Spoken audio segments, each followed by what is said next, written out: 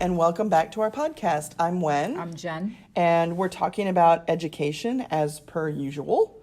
And today our focus is to talk about some tweets that we have experienced on Twitter. Well, of course, but we have been following the account of Dr. Brad Johnson, as many educators have. He has many likes and retweets and a lot of online conversations happening because of some of the ideas that he presents on his account. He is an author and an experienced administrator. His books are Teachers First and What Schools Don't Teach. I understand that he does some speaking engagements and works heavily in the area of education and leadership there. So Jen and I are going to share our favorite recent tweets and kind of discuss. So what's your first one that you have there, Jen? All right, so I don't know exactly when this tweet was tweeted, but the tweet reads, "Admin, make time to visit classrooms daily, give out at least 5 praises per day, and ask your staff these questions. How are you doing? How can I help you? Then listen, and do all you can to help." And so when I saw this, what you like to call a truth bomb, Wendy, on Brad Johnson's Twitter feed, I was immediately drawn to it because to me this issue is so monumental. It can make or break a campus, I think. And I was also drawn to it because I had only recently heard a podcast on the TED Radio Hour, and it was sort of a bit serendipitous that I just heard this. And when I was looking for a particular tweet to talk about, this one just same sort idea of came struck up. me. Sure, absolutely. So the episode that I heard was called Approaching with Kindness, and it was first published, I guess you would say published, January 18th, 2019. So this episode begins with a segment from a TED Talk called Why Being Respectful to Your Coworkers is Good for Business. And the speaker, Dr. Christine Porath, is a professor of management at Georgetown University.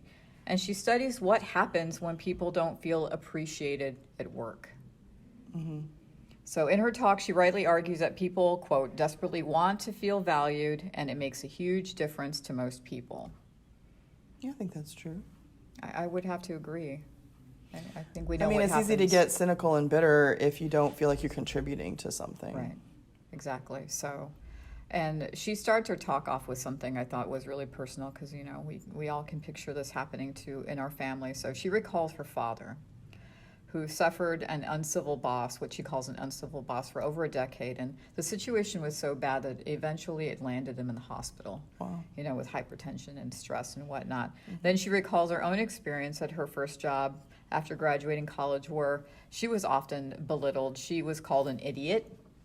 She continually suffered these microaggressions coming from coworkers, you know, people with unnecessarily abrasive tones or unwarranted aggressive or belligerent manners, you know, eye-rolling, name-calling, saying things like, if I wanted your opinion, I would have asked for it.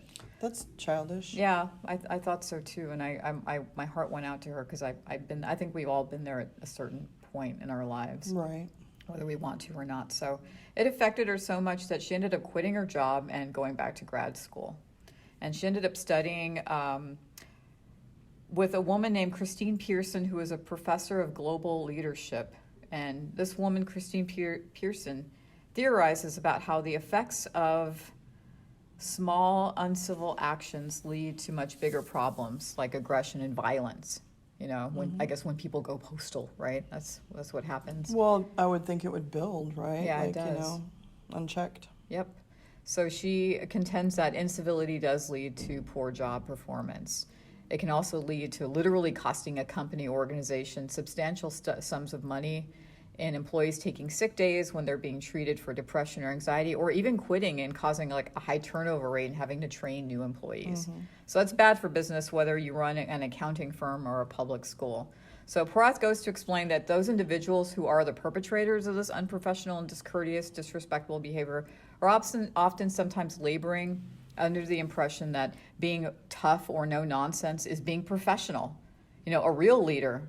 Or it could be that they've let the power go to their heads, or they take themselves too seriously. They might have a chip on their shoulder and are really hiding feelings of inadequacy behind this gruff facade. So Porath further contends that these individuals do eventually realize the error of their ways when down the road they cross the very same individuals who they've disrespected or bullied when those people are in positions of power or in positions where decisions are made regarding their performance or their career path. People talk, actions have consequences. Whatever energy you put out will come back to you. Call it karma, call it cosmic retribution, call it what you will. So happily, I can report that we have some really great administrators on our campus, and I will explain what makes them so great and why I think this relates to what we're talking about administrators visiting classrooms and asking the right questions. So I have to applaud our principal, Dr. David Gamboa, for being so approachable and amiable and supportive. He's always got a smile on his face and a handshake for you, and he was one of the first people on campus to really, reach out and, compliment his campus and compliment his staff and say he was so glad I was there. And he had nothing but positivity to offer. Another administrator that I have to thank on campus is Belen Torres. She's the few times that I've really needed assistance with a disciplinary issue or had a question regarding things like, I'm new to the campus, so I don't know the testing procedures or where to find things. She's always been professional and serious and responsive and positive and sympathetic. Every time that I had an issue and I felt this weight, on my shoulders with this concern or whatever issue it was, I felt so uplifted by her immediate concern and support. So to me, Dr. Gamboa and Mrs. Torres both reflect the attitude of effective leaders because I felt supported, and that's what makes me want to work even harder for them, knowing that we're a team, and that's an important contributing factor for the success of a campus. Would you agree? Yeah, of course. So on the flip side, just to conclude, I'm saying here, I should say an administrator who responds to requests for assistance with something opposite of what we've heard, like disciplinary procedures are in the staff handbook, or check your email for that information. It's your responsibility to know testing procedures. That sends a message opposite to what we've been talking about, opposite to we are a team and I've got your back. Okay, sure, everyone can have a bad day, but if it's happened more than once, if it happens only once, I might brush it off with something like, it's nothing personal, this person's having a bad day. But if that turns out to be the norm, that's a completely different story. So all that a response like this from an uncivil person does is make me feel embarrassed or humiliated or angry or stupid and ultimately alienated. I would be tempted to avoid this individual from then on, knowing that this is the response that I would receive should I ever ask a question. So in my opinion, individuals in power who act this way are incapable of fulfilling the demands of their positions, because the message they send out is, you cannot depend on me. I will not be a source of assistance for you. And maybe that's their intention, but this is the wrong attitude to take for a leader, I think. We're not at war. If I misinterpret a memo, no one's going to die. Our jobs are difficult. I think anyone who's taught knows that we are expected to do what we're expected to do in a day or in an hour even is difficult. It's challenging, heck, almost unreasonable. We're going to forget things. We're going to make mistakes, but being uncivil does nothing to help that. And being kind isn't difficult. A gesture of kindness can eclipse hardship, even if it's just for a moment.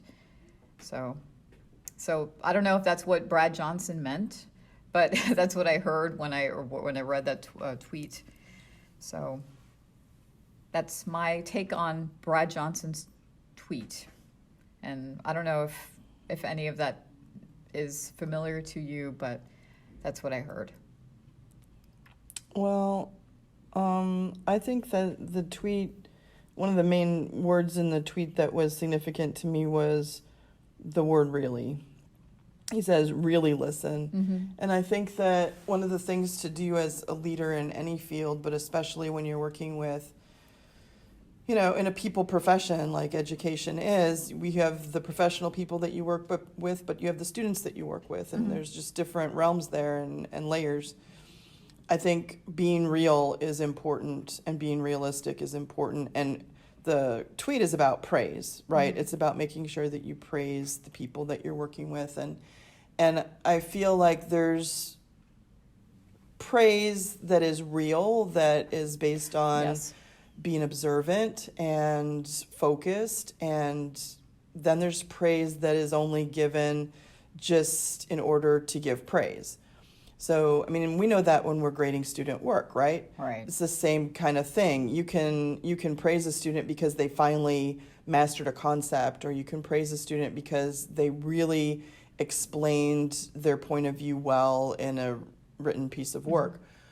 Or you can just say nice handwriting. Like there's that sort of faint praise.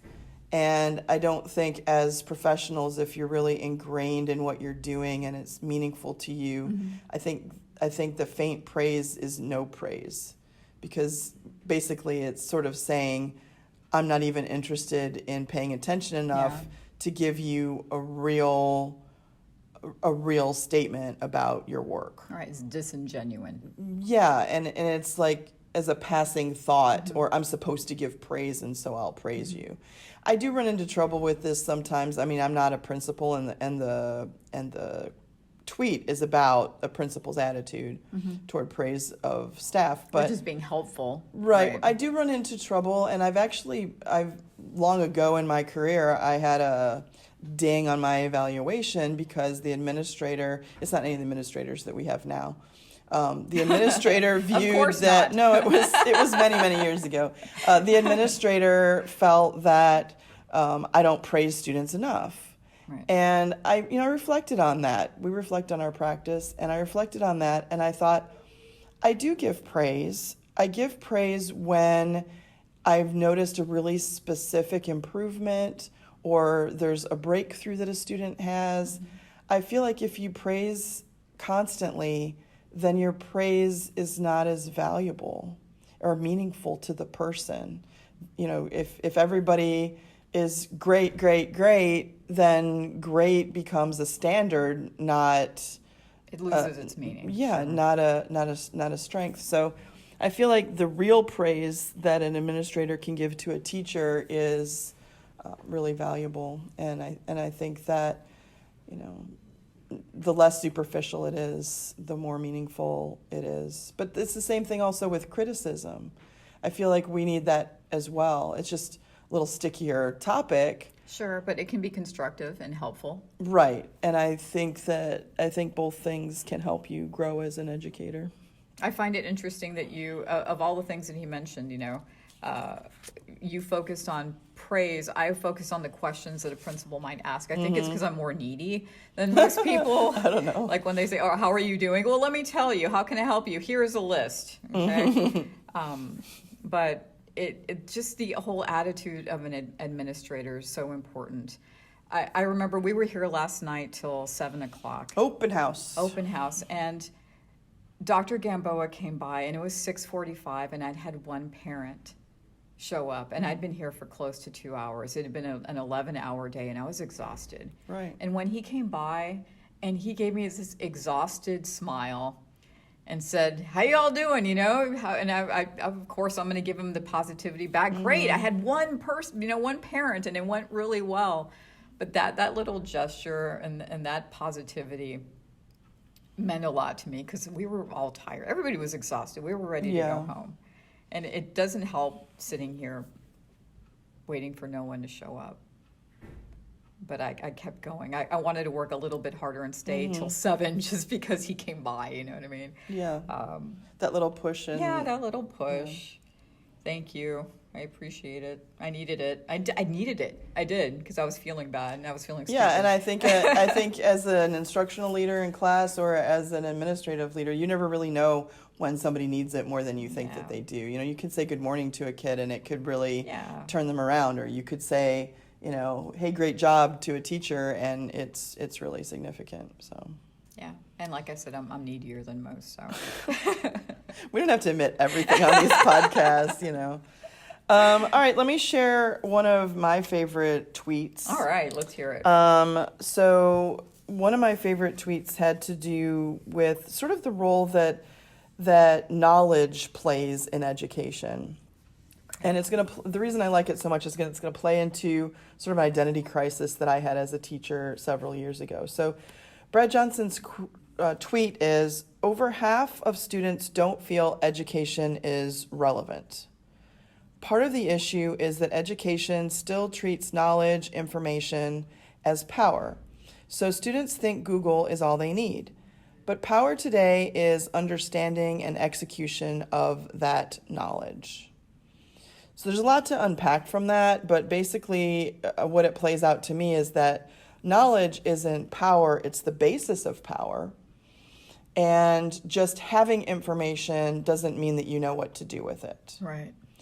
And so this spoke to me because several years ago, when we started to really, really implement the internet and its capabilities into our classroom, because the internet existed, in the mid 1990s Right. on campuses, but we didn't really start using it for educational purposes, I want to say, until the early 2000s. And when that started to happen and Google, was prevalent everywhere, and of course now even with smartphones that have the capability of accessing those things, I don't need to be the information provider in my classroom. Prior to that, I did. Right. And so this tweet reminds me that I had this moment where I had a realization, well, wait a minute, me giving the students information in lecture form or what, like in an activity or whatever, an inductive lesson, whatever way that we were working with our material is not necessary anymore. Why do I need to do a Sure. lecture on Shakespeare's life when they can go to an interactive website and click on things and see the house where he grew up? That's way more informational than me telling them facts. So given that the internet is a dynamic way for students to gain information, now what's my role as a teacher? If my role prior to that was all wrapped up in information bringer, then what do I do now that there already is an information bringer that maybe is even more extensive than what I'm able to do in class? And so I had this crisis, and my solution is, well, I need to create context for the students. I need to create a framework so that they understand the life of William Shakespeare as it pertains to the growth of theater and the Renaissance. Or, you know what I mean? So I need to kind of like frame things so that they understand the context, or there's a direction or a focus to their search online. And so I have to create activities and experiences that help them to contextualize the information. I mean, a bunch of random facts isn't an education, it's a collection. Right. And so I'm more of a curator. I'm a Exactly. person That's who exactly what I helps was them navigate. We're going to put all of this information or this reading that we've done, this knowledge that we have, into a specific room, or we're going to look at it with a certain lens.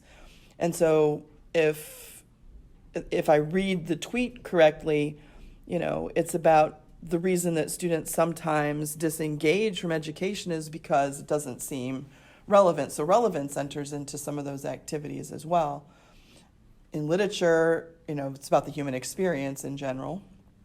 But I think that it's the teacher's job to help the students get information that's accurate, of course, but more nowadays it's about context and playing devil's advocate and the what if, or comparing and contrasting and pushing the students into those higher realms. Because after all, knowledge is pretty low down on Bloom's taxonomy, if we think about it. Recall, yes. Just recalling information is not the most challenging thing that we can do as we're learning. Synthesizing is where it's at. Right, so I need to get them to be able to do that. So it's my job to craft lessons in that direction if I want the students to feel powerful in their own learning. And so that's pretty much what I get from that tweet. I'm with you on that 100%. I mean, I find that a lot of kids think very literally and are not able to think figuratively very easily. Making inferences is difficult for them, making connections, drawing conclusions. And it's a skill. We use this information to cultivate those skills. But information is not Right. an No. experience. No, it's not.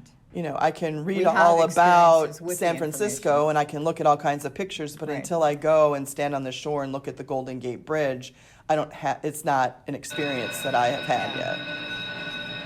So Yeah, so I feel like that tweet kind of brought me into a philosophical realm and a little bit of reflection on that time in my life where I really had to think, what do we need teachers if we have Google? Yeah, our role is changing so much with the evolution of technology and social media. And how do we leverage that for its best outcome? Yeah, You know? and Wikipedia. Yeah, Wikipedia. So what's your next tweet that you wanted to talk about? So my second and really final Brad Johnson quote today is this. I think the key to thriving as a teacher is never to take yourself too seriously. Always see students as human first. Make self-care a priority and stay young at heart. Oh, So as far as the not taking yourself too seriously part, I think I'm like the queen of that. I'm always laughing at myself. you have to. And my students know, and they've sort of said this about me, that, you know, Miss, you're like the only teacher who admits that they don't know things. And it just sort of makes me wonder what they're hearing from other teachers who don't know the answer, what kind of what kind of stories they're telling off the cuff, and what kind of information the kids are getting. But yeah, I'll admit I don't know things. I don't take myself that seriously. I can laugh at myself. I probably do that That's a bit too a good often. example to do that.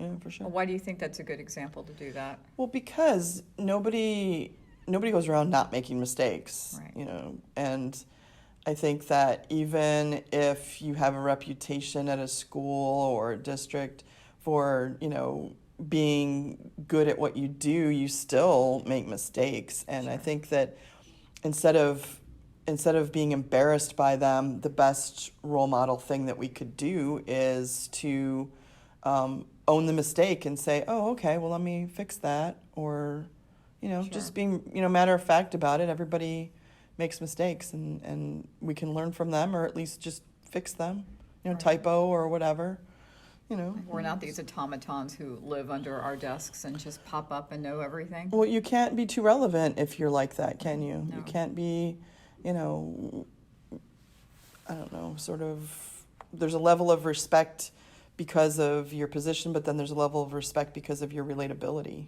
Sure. So I think that's I important. think that goes a long way. Yeah. So what else does he say about always seeing students as humans first? I think you're really good at that. Well, I think you make a lot of time for your kids. I think that you just have to anticipate where you can be helpful. That's important. But, you know, being realistic too, and empathetic. Empathetic. You know, it's hard when you're middle-aged to think back to what it's like when you were a teenager.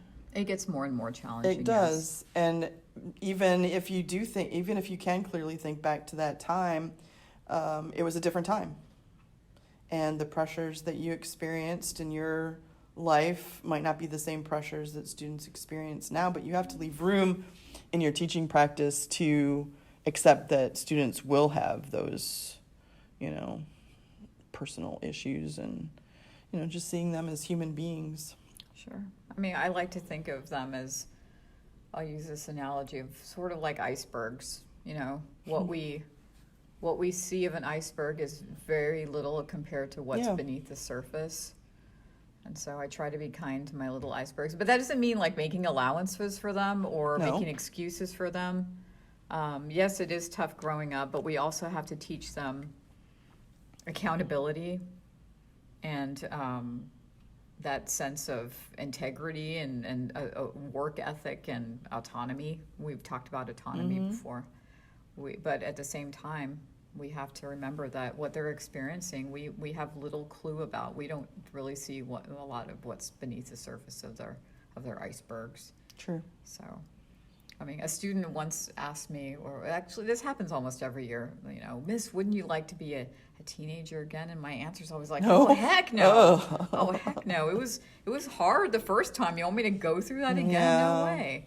You know, maybe if circumstances were different, you know, if I had that supportive, encouraging structure when I was a kid, maybe I'd be better off than I am now. And I'll give you an example of what I mean by that. Okay. So when I was a kid, I can't even remember how old I was. I had this keyboard.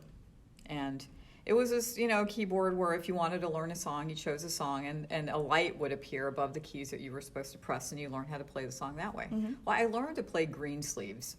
And I was so proud that after a while I didn't need the lights anymore. I could play Greensleeves on my own. And I was so young that it never occurred to me to ask to take piano lessons or to further develop that skill.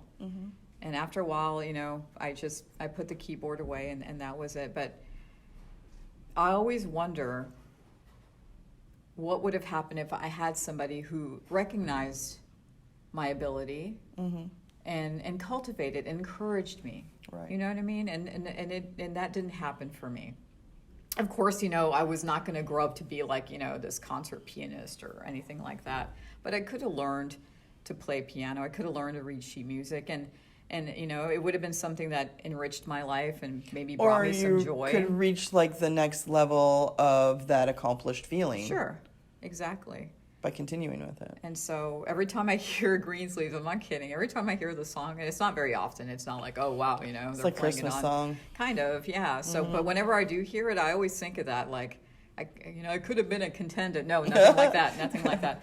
But I think like I could have. It was a missed opportunity. Yeah, it was a missed opportunity. And so I am very conscious of trying to be that way with my kids. It's labor intensive to always be on the lookout for these nuggets of talent and interest, but it does happen occasionally where I can cultivate an interest in this or that if I see a spark in a kid, and I think that's one of our roles as educators, don't you think? Yes. But the last part of that quote is, well, there's two of them, is that you gave us make self-care a priority. Oh, I don't have a problem with that. And stay young at heart. Those two kind of go together. Yeah, they do. I think that your ability to be energetic in class comes from your self-care. Self-care is a big buzzword right now. Yes. And all that. But I think what it boils down to is just making sure that your mind is fed, not that you're not just expending your energy on feeding other people's minds. Because that's important, but in order to keep that factory going, you have to be feeding your own self, your own body and your mind and your spirit. So what does self-care mean to you? Right now it means getting enough sleep. I think, we're halfway through the second semester, and so there's this rundown feeling that happens. I'm so ready for spring break. Yes. But I think self-care is just about having the energy and, because the willingness is there. I still feel the energy to get up in the morning and come to work, and I might be tired, but I don't feel like I don't want to come to school. The mind is sharp, but the flesh is weak. Yeah. Well, the older we get. But I think that self-care is about making sure that you've got enough energy to take care of your responsibilities, but also to do the things that spur you forward in your teaching career. And so if that means that you have to take a day here and there to take care of yourself, or if you need to, do something on your own at home that is like in solitude, then I think that's good too. So I think whatever, like, it's an individual thing to me. Everybody's own self-care is whatever feeds them. What brings you maybe joy, you Wendy? need to read, right? Like maybe you need to just read things that aren't student papers. Yes. Or maybe you need to go on a, afternoon with your friends and just, hang out watching a movie, or go eat something and just enjoy each other's company. Or maybe you need date night with your significant other. So I feel like you have to figure out whatever it is that feeds that spark, or that I like to call it energy. Maybe that's too, I don't know, floofy, but it's kind of like energy to me is physical and mental. And I think you need both to be a good teacher. You have to have good energy levels in both of those. You have to have that balance. Yeah. Yeah. What do you think self-care means? I'm the same with you. It could be like a TED Talk in the car on the way to work.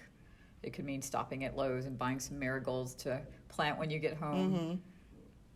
buying a pretty dress at TJ Maxx. It's about the little. It's always about the little things. You know what I mean? Eating popcorn with my dogs on the couch, or very recently, this is something that kind of covers all the bases of self-care, staying young at heart, and feeling empathy for other people. Is you're gonna laugh? Maybe. Okay, probably. So You didn't say it yet. I'm addicted. I'm sure there are people out there watching the Great British Baking Show, and here's why. I do love that show. There's a theory. Okay. I will cry at the end of an episode. I will take that journey with them, and I will cry at the end of an episode when a baker has to leave the tent. Okay, I will, and I am able to empathize. I am able to not take myself too seriously because I'm blubbering like an idiot, and my husband's looking at me like, oh my God, what's happening here? And I'm able to just relax and not, sort of not be in my world for it's a whole little different bit. environment Yeah, to you're watch. in this tent, and you're baking, and you have your favorites, and you're rooting everybody on, and we just really need a season 11 right now because that's my therapy. I'm just waiting for that next. You can watch season. reruns. Yeah, no, I have all 10 seasons over and wow. over again. Okay. So I'm kind of crazy. So yeah, that's me. Also food.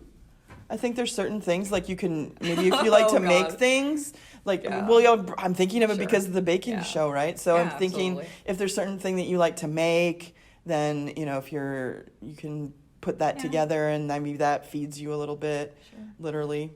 But I'm really into cinnamon bears lately. Maybe this is too TMI for the people listening, but they have these cinnamon bears at Walmart, and they are like 3 times the size of a regular gummy bear, but they're cinnamon. And I don't know why, but I've been, I'm one of those people that I like to, if I have a task at hand, I will goad myself into it with a reward system. And so if I read 10 papers, or if I get to this point in my reading, then I can eat a cinnamon bear. Do you start drooling at the end of those 10 papers? Well, I line them up. They're like the Temptations right there, and they sing to me. So they're lined up there, and when I'm done with these 5 cinnamon bears, then my task is over. That kind of thing. Almost as good as a frozen Snickers almond bar. Oh, almost. Frozen Snickers almond bar. Almost. So, for the coronavirus shutdown, when we are secluded in our houses, I need cinnamon bears, and I need frozen almond Snickers bars. Got it. If you are listening to this way in the future, the coronavirus is a real threat right now. There are a lot of questions about what effect it's going to have on education, and things are shutting down left and right. Disneyland and Italy. Disneyland. If this is way in the future, then go on Google and Google it. 2020. If anyone's alive, coronavirus. then... Oh, come on now. Let's not do that. But yeah, we're looking at spending a spring break pretty much. I think, isolated in our homes to keep things from spreading and all that stuff. So self-care. Let's talk about self-care and make sure that we come back from that break young at heart. Sure. It takes a little longer for me to spring back these days. But I think it's necessary to spend time on yourself and so that you can be a good classroom person. I mean, teaching does take a lot out of you, but at the end of the day, I think we want to be able to take a look at our lives and know that what we did was worth spending that time away from and our the energy families. that we generated. All right, so I guess maybe it's a good time to wrap up. I had many more quotes from Dr. Brad Johnson that I could have talked about. I had them prepared here, but we try to keep our podcasts around 30 minutes, maybe a little less, a few minutes more, so that it's a morsel that people can, listen to in the car or on a lunch break or something like that. So I guess we'll conclude for the day, but we have to give our gold stars. I think we already have. Okay. Dr. Gamboa and Miss Belen Torres on our campus, thank you very much. Yes, thank you for inspiring us, supporting us, and praising us. And when you do that, you also praise and support the students, because whatever's poured into us, we pour into our students in return. So but I think it's really true. I mean, when you have that support and that praise, it makes you want to work harder, and that's ultimately a good thing. I think so.